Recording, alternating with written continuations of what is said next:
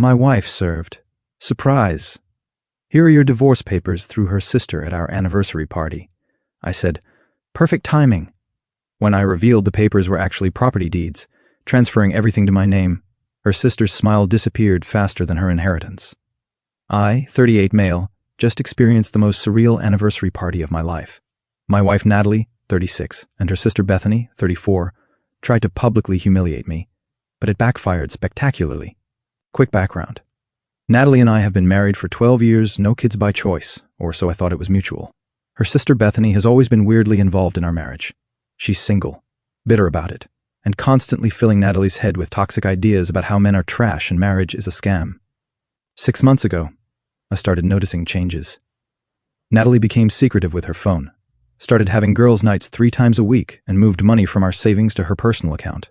Not huge amounts, like $500 here, $700 there. When I asked about it, she said she was investing in herself with some online courses. Whatever, it's her money too, right? Wrong. Turns out she was building an exit fund while planning to blindside me with the divorce papers at our anniversary party. How do I know this? Because Bethany can't keep her mouth shut when she's drunk.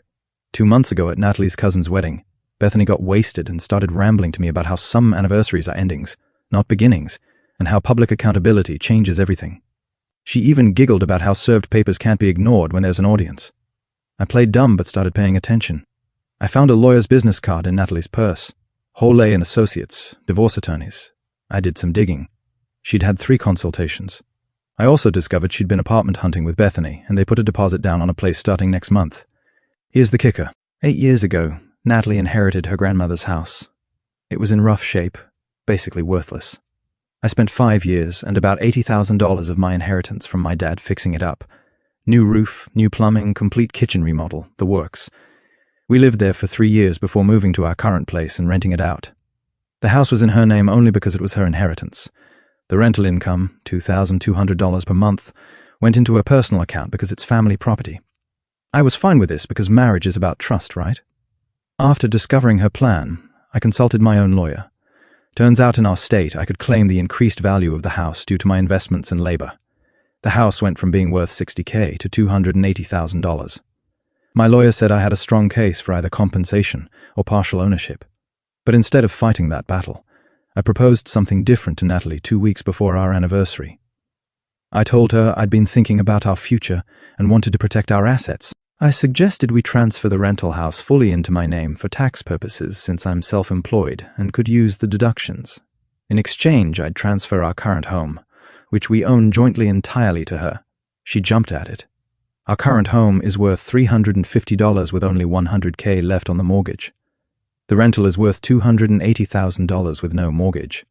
She thought she was getting the better deal. We signed the papers 5 days before our anniversary party. All legal, all documented, all filed with the county. The anniversary party was last night. Natalie insisted on throwing a big bash, rented a private dining room at a fancy restaurant, invited about 40 people, friends, family, some of my CO workers. She was practically glowing with anticipation. Halfway through dinner, after the toasts, Bethany stood up with this massive grin. I have something special for the happy couple. She pulled out an envelope and walked over to me. On behalf of my sister, who deserves so much better, consider yourself served. She slapped the envelope on the table in front of me. The room went silent. I opened it slowly, saw the divorce papers, and started laughing. Not a crazy laugh, just a genuine chuckle. Perfect timing, I said, pulling out my own envelope from my jacket. I have some papers too. I handed them to Natalie. Her smug expression started to crack as she read. These are the deeds for the rental house. I said loud enough for everyone to hear. The ones you signed over to me last week, remember? For tax purposes. Her face went white. But you said I said it would protect our assets. And it does. My assets, the $80,000 I put into that house plus 5 years of my labor. My lawyer says I could have claimed up to 70% of the property value in the divorce anyway. This way we avoided that messy fight. Bethany snatched the papers from Natalie. This can't be legal. You tricked her. Tricked her. She had her own lawyer review the papers. She signed them willingly, just like she planned to trick me with these divorce papers at our anniversary party.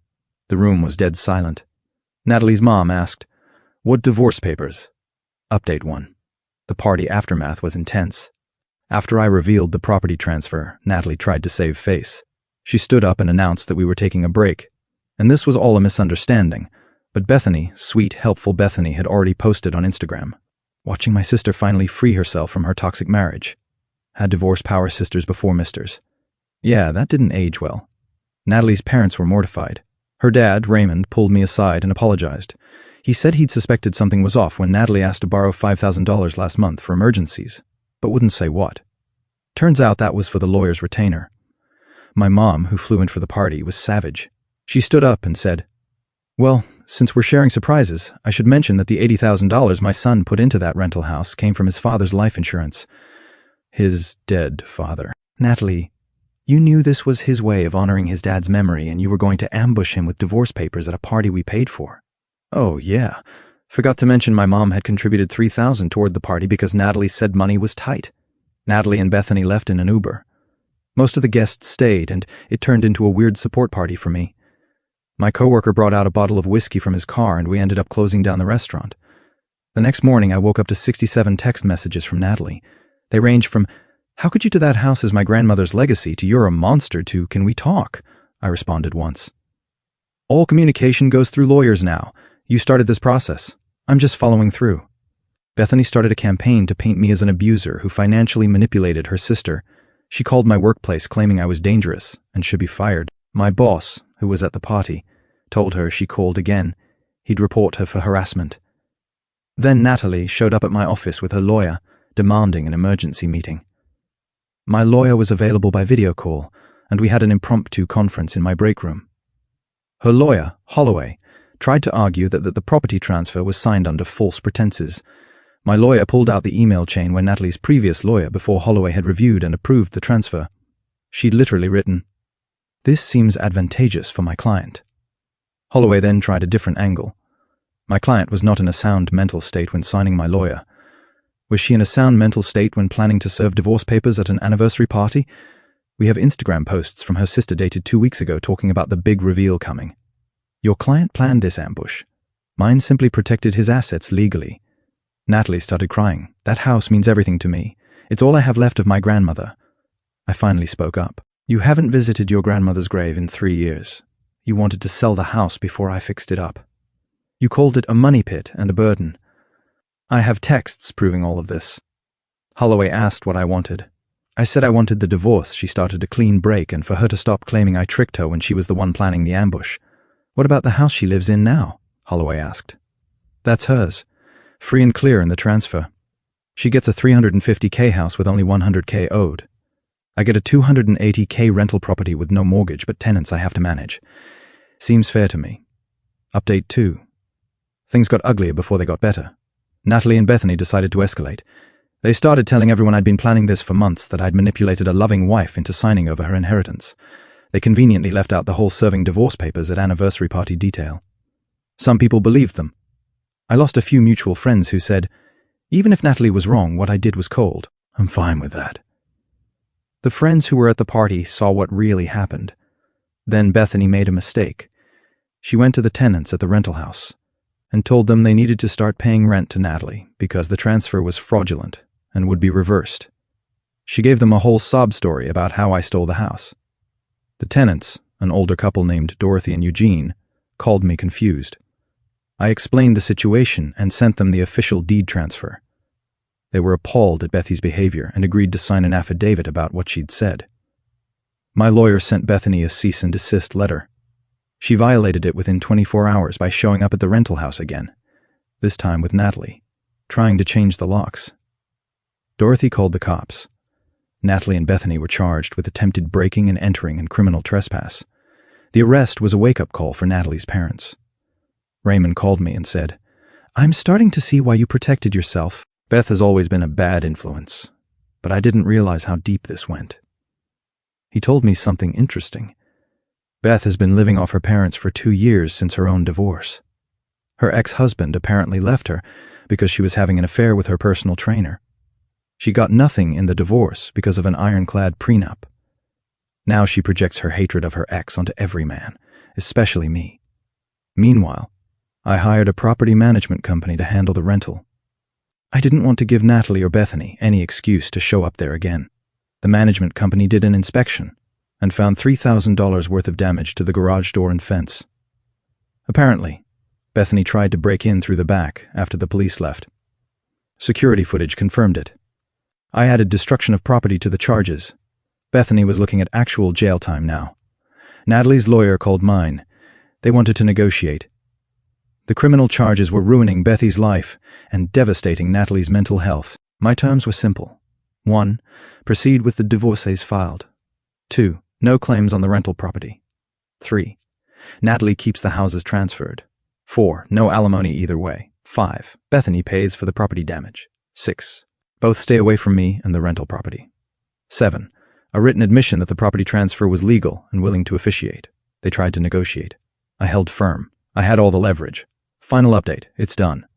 Natalie signed the agreement. The divorce was finalized yesterday. Uncontested. Clean break.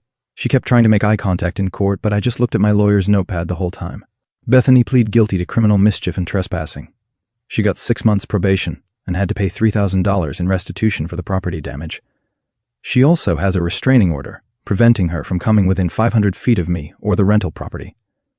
The best part, Natalie's parents were so disgusted by their daughter's behavior that they changed their will. Raymond told me this not to hurt Natalie, but because he wanted me to know they were making things right. Apparently, Bethany was supposed to inherit a significant portion of their estate. Now she gets nothing. Natalie's inheritance was reduced too, with the difference going to charity. "You were a good son-in-law," Raymond said. "I'm sorry my daughters couldn't see that."